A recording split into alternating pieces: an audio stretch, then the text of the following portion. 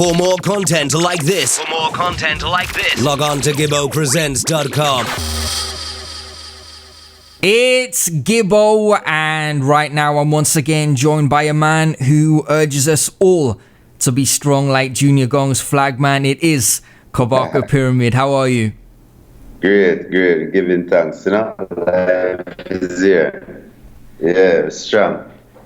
You have a very busy summer ahead, which sees you performing in many countries across Europe, including the UK, Jamaica, America, and Canada. Bandsintown.com/Kabaka Pyramids is where people need to go for a full list of dates and to purchase tickets. Obviously, yes, you will have been rehearsing with your band, the Bebel Rockers, but mentally and physically, is there anything else that you do to get ready for a busy period like this? Yeah, man. Mentally, you have to prepare yourself. You have to go through all the scenarios. You have to, whole heap of thing, but like, you have to go in on some fitness training. You have to make sure, do some yoga and make sure, the joints, them and thing loose up and everything, and, everything free up, so no kind of blockages in our energy going into the tour. And, you want to visualize a positive tour at the same time and make sure, that you manifest. So you look on it from show to show and visualize everything and how it will go. So it's a mental process, a physical process, spiritual, everything. I came to see your show in New York last summer. You performed for 2 hours. You took requests from the crowds.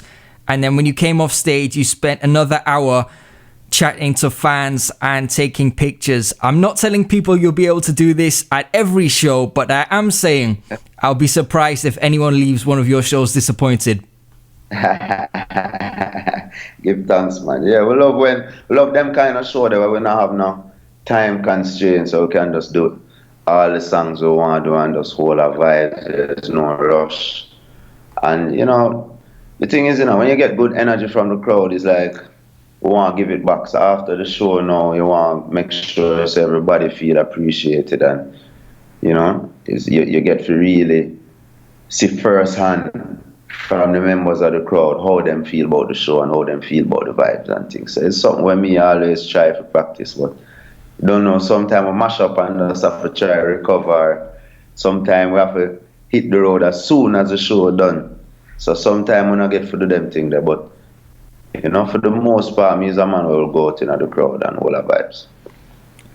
You recently released Can't Breathe, the lead single from your forthcoming album, Contraband. You cover a lot of grounds in the track. It feels like you had a lot to get off your chest. What prompted you to write this? So with that song, I was watching Lauryn Hill Unplug one night, and I was amazed by the emotions that she put in her music. It's like an emotional release for her. And I felt like up to this point, a lot of my music hasn't been, very emotionally expressive. And I did want to really tap into some of that on this song. So when I got the rhythm from Genius now, he sent me a bunch of rhythms for my album, and this one stood out to me because, just the sound of it, the vibe. He even named the rhythm Exterminator Rhythm. So it's really that Fatis Burrell, early Sizzler kind of sound of the rhythm, and I just channel my inner Sizzler for this song, for bring out that vibration there. And, it's like when the bills them arise and the tax arise and the paycheck now arise, it's like you feel the walls them just coming in upon you and you feel that suffocation feeling. So it's that we're really experiencing at the system, and people all over the world are experiencing something else. So I didn't want to do a song for the people them who feel them thing that, and show we can relate. Can't Breathe certainly makes a powerful statement ahead of the release of the album. You also recently made the following post on social media, quote, "We're working on music that will feed the minds of people. Entertainment is secondary. I would rather heal people than get them to forget their troubles. Was this your mindset and your mission when recording for Contraband? Yes, definitely. I mean, that has always been my mission still. You know, I think the whole concept for the Contraband kind of sums up my approach to the music. You know, it's like the whole thing behind it is what Babylon consider contraband is things that them quote unquote don't want it to have. You know, like naturally you think of drugs and all them things there, but how we flip it now is that you see the consciousness and the messaging of the music, them don't want it to have it. Them not promote it, them keep it underground. You know, so it's like we are sure, so we have that contraband, and it is in fact what the people want. Because when we go up on the road, we see that this is what the people want. When we touch the street, you know, the dancehall scene, when we go Europe, when we go America, we see that this the people want. You know what I mean? So we're there to deliver the contraband straight to your doorstep. And that's how we do the music. It's like, it's message first, lyrics, you know, heavy drum and bass. Just so the thing sets a lot of that in the album. Yeah. I want to ask you about another social media post too. You said, working on an album has taught me so much about music. Could you expand on this? What have you learned during the process? Yeah, it's like when you're doing an album, you really challenge to define yourself as an artist. Because you can do a bunch of songs and them can touch on different topics, different sounds, different production style. But when you're doing a project, you really have to sit down and think about how you want people to think about Kabaka Pyramid after listening to this project. And especially it is really, album-wise, is really a first impression, because I never want to do an album until it could really reach out to a lot of people, more than my current fan base. You know, and it's like I feel like I reach a point now I have a platform where I can do that. So it's gonna be a first impression for a lot of people. You know, and it's really about how you go, what kind of impression you're gonna leave them with. So from the instrumentation, you know, the rhythm them, to the arrangements, to the words and the melodies and the choruses and the features, you know, who you want to associate with on your album and all them things there. It really make you think about it more than just you get a rhythm from somebody and you record a song, or, you know. It's just a whole different process, and thinking about how your different song them fit together on a project, how them tie into your story, how them can go, you know, how them can go into a theme, which is what the story that you are tell to the people. So it's a whole different process where I never really had to think that deeply about before this. You know? Have you completed the album, or is there still more work to be done? I've completed it writing wise, I would say. You know, I'm working on about 2 or 3 features. Well, you know, we just need a couple verses from some artists that we're looking to confirm. I have a couple big features already recorded and sorted out. And then there's some, you know, after some overdubbing and things to do. You know, but for the most part, all the ideas are there, all the songs are there. It's just to complete them. Are you able to reveal any of the artists or producers you've worked with, or is that still under wraps right now? Well, naturally, you know, Damian produced a bunch of the songs. I think the final listing we're working with as of now is about 5 songs Damian did. Protege is producing a track. Pressure is on a track. Pressure is on the track that Protege produced. We're just a tough gang last night working on it. So that's going to be a pretty big one. What else can I reveal now? I mean, yeah, you know, I working with Genius, so Genius has another track on it. I produce one myself. So, there are a couple of things that I want to leave till around September, October when we're about to drop the project, Yeah, but it had a nice give, trust me. Damian was the executive producer for Can't Breathe. Is he the executive producer for the album too, or just producer of certain tracks? Yeah, you could say he's the exec producer for the album, Big up to Damian and the whole Ghetto Youths family for, making a lot of what you're seeing possible, So they're kind of the strength behind the project. And we as Baby Rock, I guess we are the hands-on kind of, get your hands dirty, make sure say the thing them sort out a certain way, and get our youths are the muscle. You could have said that, yeah.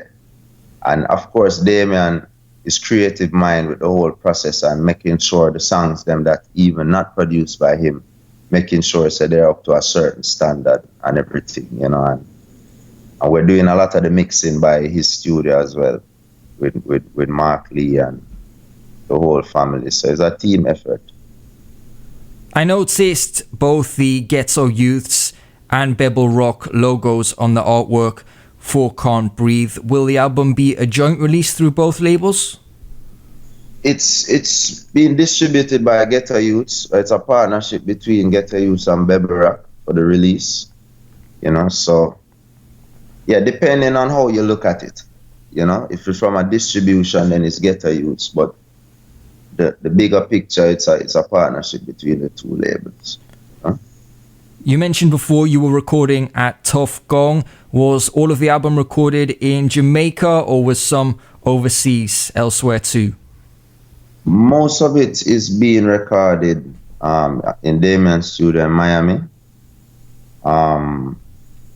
So far, a part of one song was recorded at Tough Gong, and the whole of another song was recorded at Tough Gong. So I have 2 recordings down there so far.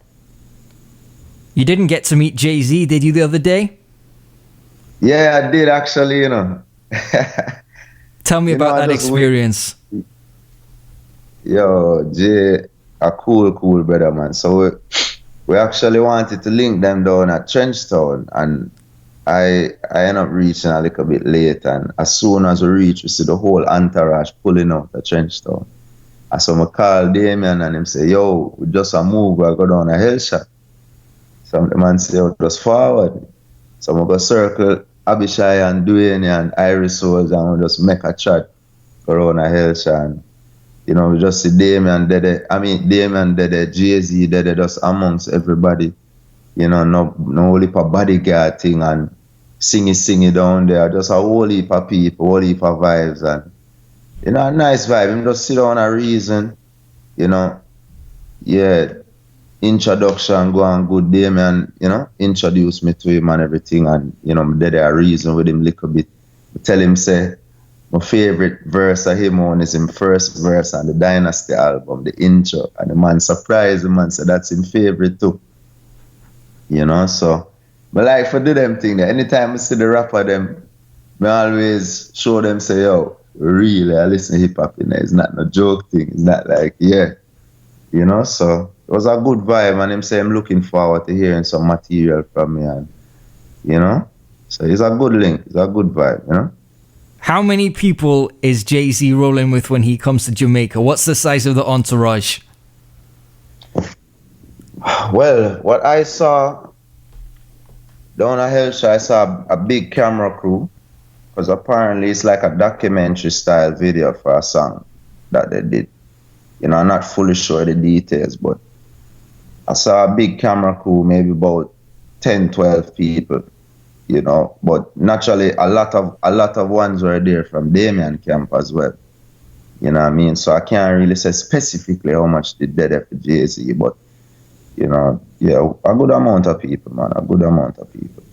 I don't feel like him did roll in the same kind of entourage you'd see if him there in New York, or because I heard that when him reached down, him was like, yo, man, I need all of them police escort and but them did still have to protect him and make sure it's everything good. So it's a cool brother. Him did almost look to me like him a roll solo. Maybe him have a 1 second with him and then him have the camera crew. You know? Recording wise, do you know what he got up to in the island? There's been some rumors surfacing. Did he get into the booth while he was here? I'm not sure. All I saw was that night there, and I heard that it's a song that was already recorded that they were shooting a video for. But I know they went to Tough Gang. But I wasn't there the Tough Gang night, so I'm not sure what had happened still. Before we finish, is there anything else you would like to mention or anyone you want to big up? Yeah, well, I want to big up, Ronnie, Destiny Media, PR from ever since. Of course, management team, Abby and doing their work hard. Don't know Jaliv, booking in a Europe. Rich, booking in a USA. It's one link and one family. Big up to Bonig in England, big up Covered PR, big up, Miss Allen and Aaron over in England as well. Yeah, everybody were just really pushing the thing to make this thing happen. Big up all of the band members and of course mommy and daddy ever strength. The strength ever there from mommy and daddy from long time. So, we just want to make the people them know so we soon forward. Anywhere you're there, we'll come and sit near you. We want to try the Africa soon. We are trying to line up the Africa dates real soon. So it's that I'm looking forward to the most right now. And, it's going to be a good vibe. Look out for the merchandise. We're going to have more of the pyramid, N-bar bracelet them on sale when we reach on tour. And we're going to have some CDs. We're looking for Put Can't Breathe and vinyl too. So have some limited edition of vinyl. And yeah, we just continue the strength. Protege was in England, Chronix was in England, Kabaka Pyramid are forward now. So we know say it's going to be a crazy vibe. So we just give thanks. As you watch this interview, Kabaka Pyramid is most likely traveling and will be in a city near you soon. Once again, the site you need to visit, bandsintown.com/Kabaka Pyramid for more information or tickets. Also be sure to go and purchase his latest single, Can't Breathe, if you haven't already, and look out for Contraband, the album coming soon. Kabaka, safe travels, and as always, thanks a lot. Okay, give thanks, brother. Enough love. Gibbo presents